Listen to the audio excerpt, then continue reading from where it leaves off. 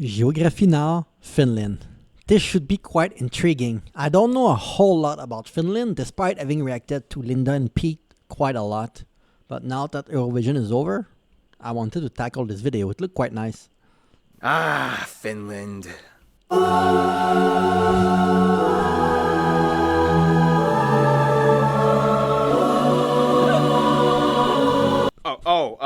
Let's talk about this place that I totally have no preconceived biases towards. It's time to learn geography. Now! Hey everybody, I'm your host Barbie. Welcome to the dark sheep of Northern Europe. All the other Nordic countries are like, la la la la la la, while Finland is like, we'll get into the heavy metal thing in a bit. But first,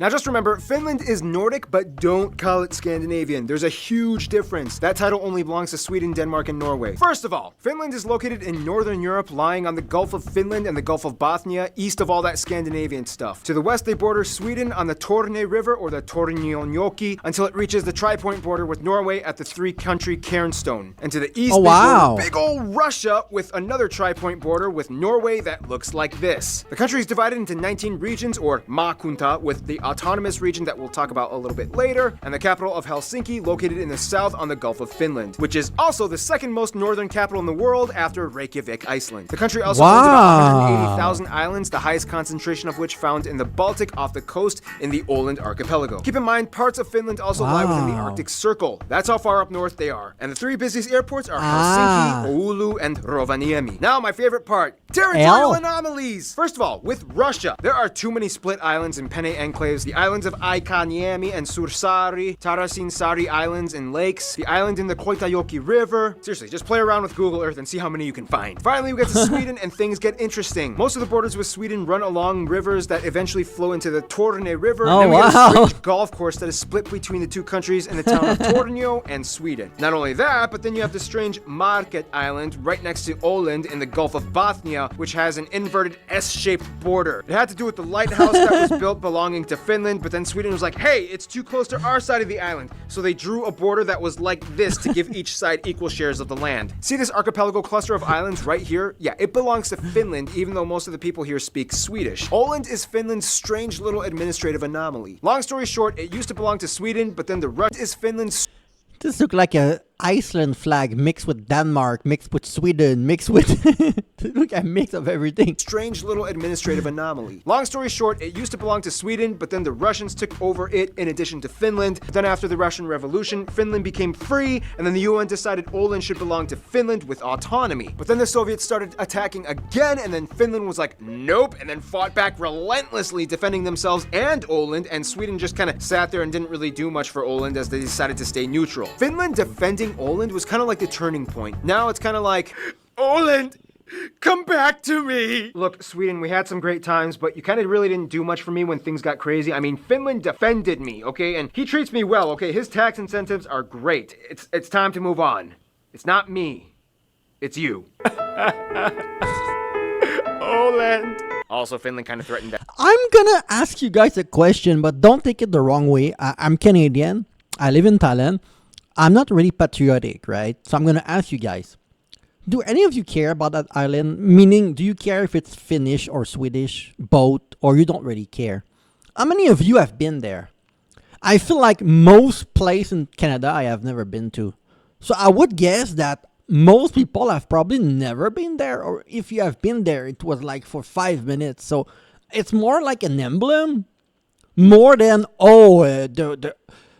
man, I'm gonna be so depressed if somehow it flipped to the other side. I don't know. I feel like it's more like a symbol more than, we really need to save it. So I don't know. Maybe I'm not patriotic enough, but I just don't get that fight over a small piece of land like this that is not even in a strategic point for anything. I don't know. Now it's split in half and it's fine. And I think that nobody that lived there cared that it's split in half or whatever. I don't know. It's just, maybe I'm wrong. Tell me if I'm wrong.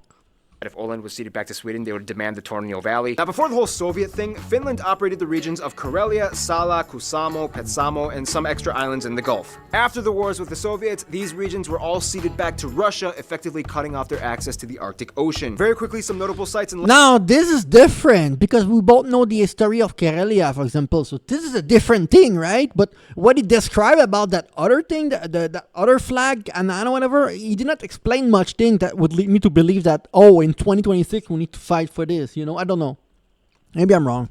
Landmarks would have to be the old castles like Savonlinna, Hämeenlinna, Olavinlinna, and the most renowned Suomenlinna. You can probably guess what Linna means by now. Rovaniemi is otherwise known as the home of Santa Claus, where you can go reindeer sledding. Inari and Ivalo is where you can get a real Sami traditional cultural experience. Of course, Helsinki is the epicenter of Finnish architecture and culture, with landmarks such as the Tempeli Aukia Church excavated into a rock, Mannerheim Street, the busiest road with all the shops and austere post-Soviet influenced blocky colonnaded buildings, or the iconic Helsinki Cathedral. Now, those are all great, but Finland isn't really much of a tight metropolitan type of country. They love their space and have quite a bunch of it. Let's see what lies outside these cities, shall we? Now, if you want me to make this simple, some would argue that Finland is the best winter wonderland in the world. I mean, Canada's cool, but they have too many bears, and Iceland is too explodey, and Russia is too... Canada have too many bear? Bro, for the first 25 years of my life, I live in Canada. I have never seen a bear. So I don't know what the guy's smoking. 70% of Canadians will live near the US border. People that live north, it's really rare. So most people have never seen a bear in Canada. Just my 2 cents, okay? Cold. Seriously though, the land is generally flat except in the north by the border with Norway, in which the highest mountain can be found, Mount Halti, although the peak is in Norway. However, in 2017, Norway plans to give Finland the peak for their 100th anniversary of independence from the Soviets. Finland is just wonderfully crisp and refreshing, usually ranking in the top 3 countries in the world with the cleanest air quality. This is partially because Finland is almost 80% covered in forest, one of the highest concentrations per square kilometer in the world, only behind countries like Gabon and Suriname. This makes Finland the largest producer of wood in the EU and one of the top in the world. Not only that, very similar to Canada in a way. I remember growing up, my parents and we went on a road trip with my brother, and when we were on the highway and we could drive for hours, and most of what we could see were thin, tall tree on the side of the road on both sides. And it seemed like the tree were going on forever and there was nothing else at sight. And that was my experience growing up. It was trees everywhere. Kind of makes sense because Canada is so big, you know? but Finland has about 188,000 lakes, most heavily concentrated in lakeland, and in addition to lakes, about 10% of the country is comprised of all water bodies like rivers, ponds, and streams. When mixed with the land, this makes about 1/3 of the country home to swamps and bogs, making it the highest wetland proportion country in Europe and disputably the world. Maybe, but our floods are crazier. Fittingly, the name for swamp in Finnish is suo, and the word for Finland is suomi. I mean, technically, they also have like 9 other words for swamp, like rame, neva, leto, luhta, suomi. I mean, technically, the name for swamp in Finnish is suo, and the word for Finland is suomi. I mean, technically, they also have like 9 other words for swamp, like rame, neva, leto, luhta, laiteko, apa, paisa, janka, and korpi. And they love these swamps. One Finnish pastime is jumping in the mud, sometimes naked, and either playing soccer or wrestling. The landscape of Finland is shaped that way because imagine what happens when you crush something under a heavy glacier for a really long time, and then after the glacier melts, you're left with pockety erosion and mineral residue all over. Not only that, but Finland is experiencing a post-glacial rebound in which the land is steadily rising along the coast of the Gulf of Bothnia. Every year, Finland gains about 7 square kilometers and is technically rising out of the sea. The longest river is the Kemijoki that passes through Lapland and reaches the Gulf of Bothnia. And the largest lake, as well as the 4th largest in Europe, Lake Saima, is located in the southeast. Because Finland is so far north, they are known for being the land of the midnight sun, as during summer you can literally see the sun for 24 hours a day in the northern parts by the Arctic Circle. And of course, in the winter times, there's hardly any. This is something that a lot of people in Finland might think that in Canada we experience that. Never. I think it's because where we are in terms of the Arctic Circle and things like this. I don't know the name. You guys told me before. In Canada, the furthest that I've seen the sun is maybe 8 p.m. And then in the winter, it's like 4 p.m. So during the winter, the day are shorter. The sun day are shorter. and during the summer it's longer, about 8 p.m. Maybe 8:30 p.m. Never after that I have ever seen the sun in Canada. So we don't have those days where it's all dark or all sunny. Never. Despite not experiencing that, we have what we call seasonal depression. During the winter, maybe because of a lack of vitamin D, there's a lot of people that get profoundly depressed during winter. It's a thing in Canada. Probably in Finland too, actually.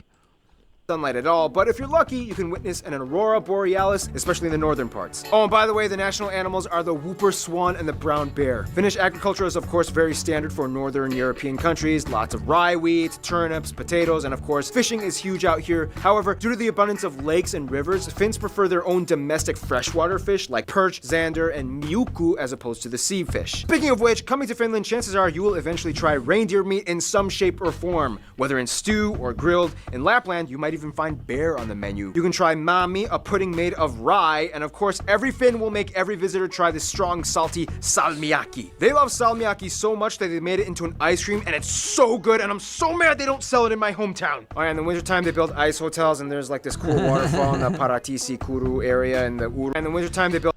I went to this hotel when I was young in Canada. We had this every winter, and there was like James Bond team, Harry Potter team, Lord of the Ring team.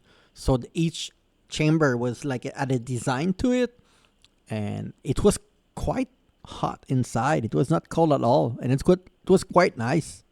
And regarding the reindeer, I'm not sure if I ever had a reindeer, but if I did, it probably tastes the same as most other meat, because honestly, I've had crocodile and I've had other kind of meat that not a lot of people eat, like horse, and to me it all tastes good and similar. So I think that reindeer would be good too.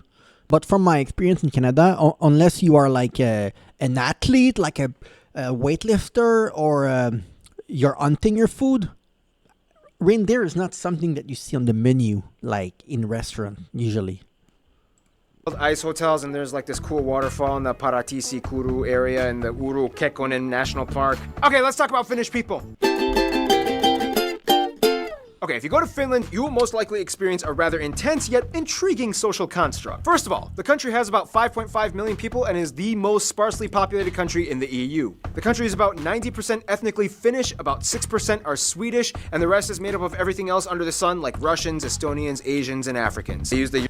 Damn, this is somewhat sad because I just reacted to Géographie Nord Bulgaria on my other channel, and Bulgaria has 6 point something million and the population is declining, and both countries have been strongly affected by Russia, and both country population is declining. So I'm wondering if there's something there where the country that have been like bulldozed by Russia historically, like even Belarus, and are still bothering them, somehow the population is not growing.